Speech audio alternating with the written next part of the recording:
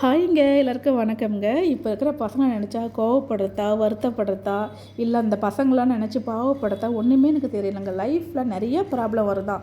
அதுக்கெலாம் சாவுன்னு ஒரு முடிவு எடுத்துடலாமா சொல்லுங்கள்? நேற்று பாண்டிச்சேரியில் ஒரு கவர்மெண்ட் ஸ்கூல் ஒரு பையன் +1 படிக்கிற பையன் மொட்டை மேலேருந்து கீழே குதிச்சிட்டான்.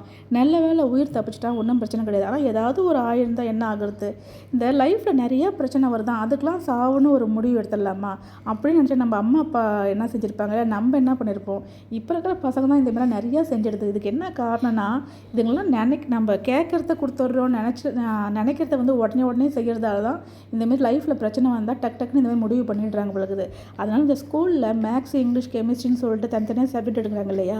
அதேமாதிரி டெய்லியும் பசங்களை ஒரு அரை மணி நேரம் உட்கார வச்சு லைஃப்னால் என்ன, லைஃப்பில் ப்ராப்ளம்லாம் இப்படிலாம் வரும், அதெல்லாம் எப்படி சரி பண்ணணும், சாவுலாம் வந்து ஒரு முடிவே கிடையாதுன்னு சொல்லிட்டு டெய்லியும் மண்டையில் அந்த ஆணி அடிக்கிற மாரி டெய்லியும் லெசன் பண்ணணுங்க. அப்போ தான் இந்த பசங்களை வந்து ஓரளவுக்காச்சும் சமாளிக்க முடியும்னு நான் நினைக்கிறேன். ரொம்ப கஷ்டமாக இருக்குதுங்க இந்தமாரி நியூஸ்லாம் பார்க்குறப்ப.